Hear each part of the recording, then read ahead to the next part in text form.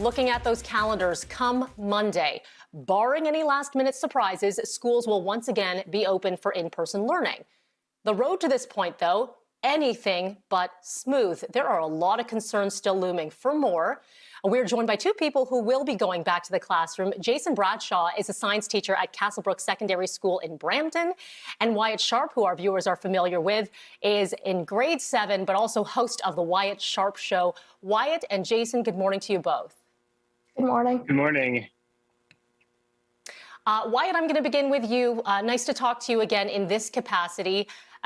You have been at home, online learning, as have all Ontario students to this point. What have the last couple weeks been like for you? Well, I think, first of all, just starting out with, obviously, school closures aren't ideal for anyone, whether it's whether you're talking about teachers, educators, or parents. And so when looking at, the last couple of weeks specifically, obviously, the same would be true. None of it was necessarily ideal, but at the same time, the government's kind of point was hospitalizations and cases were high. So they kind of wanted to try and basically just, lower the cases and lower the hospitalizations.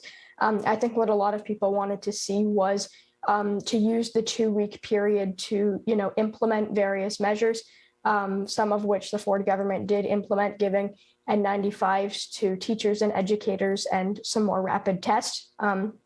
But I think, obviously there's still more that can be done.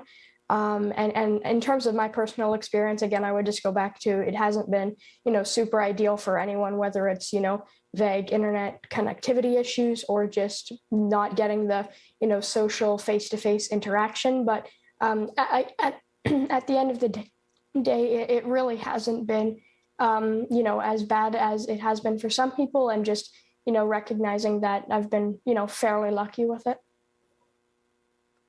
All right, Wyatt, thank you for that. I'm going to bring you in here, Jason, because Wyatt did mention some of the things that Education Minister Stephen Lecce has noted, the deliveries of things like HEPA filters, like N95 masks. From your end, Jason, what has been communicated and what has physically been delivered to your school that you know of?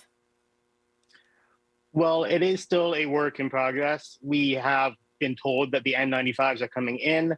As far as I know, my school hasn't received them yet. I don't have the most up-to-date information. I haven't been into my school. So I do expect that we will have them by Monday, but I don't know for certain. I know that many schools have received them.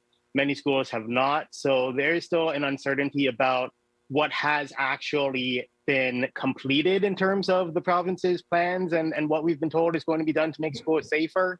So I think we're all just crossing our fingers that come Monday, we do see that there's some kind of difference between what we left in December, but we're just really hopeful and we don't know for certain at this point. And that's the tough thing. And yes, you haven't been in the classroom for the last couple of weeks, but you would think that communication would have been clear coming down from all levels so that you know what you're going into the classroom with and not just being hopeful, actually having the tangible items.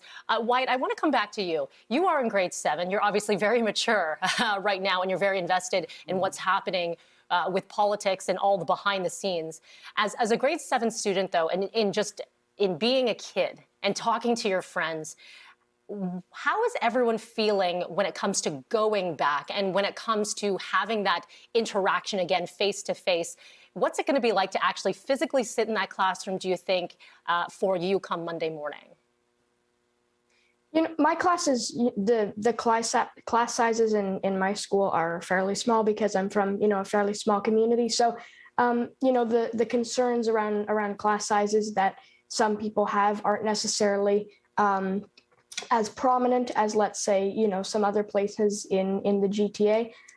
So there's not a huge worry around that. Obviously, teachers still want N95 masks, and we still want rapid tests and such. So obviously, there's lots of measures, and just because we're from a smaller community doesn't necessarily mean that people don't want them. Obviously, we still do need them, and they will help make school safer. And in terms of, what me and my peers are feeling, we're definitely all excited to be back in the classroom. Obviously, parents and I would imagine some students themselves do have, some concerns around safety. So it's just, I guess, making sure that their concerns can be met, while at the same time making sure that we can be back in the classroom. Indeed. Jason, for you, I want to ask about morale for educators and schools and support staff. Where is it right now? Where was it at the beginning of the year, and where does it stand as you step foot into that classroom? I think at the beginning of the school year, it was a much more hopeful feel. We were going into what essentially is now our third school year of pandemic teaching. But there was light at the end of the tunnel with high levels of vaccination. And this, of course, was before Omicron. It did seem like we were heading in the right direction. But then, of course, Omicron has changed things. More people have 2 vaccine doses, but a lot of people still haven't received their third. And with Omicron and the waning immunity that has come with 2 vaccine shots, we know that the booster is necessary. So it feels like we've taken a little bit of a step back.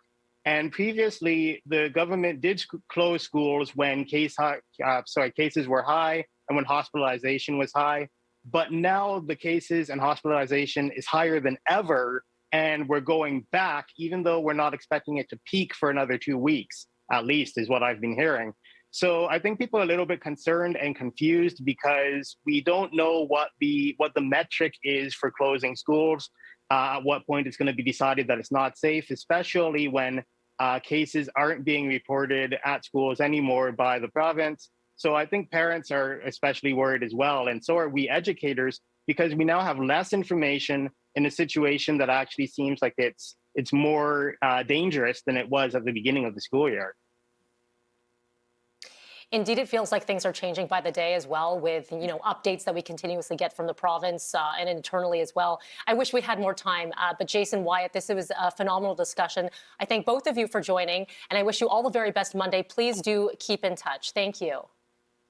Thank you, Melanie. And I believe I'll be back on next week too, so I'll chat to you then. I was just about to say, Wyatt, yeah, we're doing that check-in with you on Wednesday to see how things are going. So we'll see you then. Thank you so much for that. Thank you. Bye now. All right. Thank you. Bye. Bye-bye.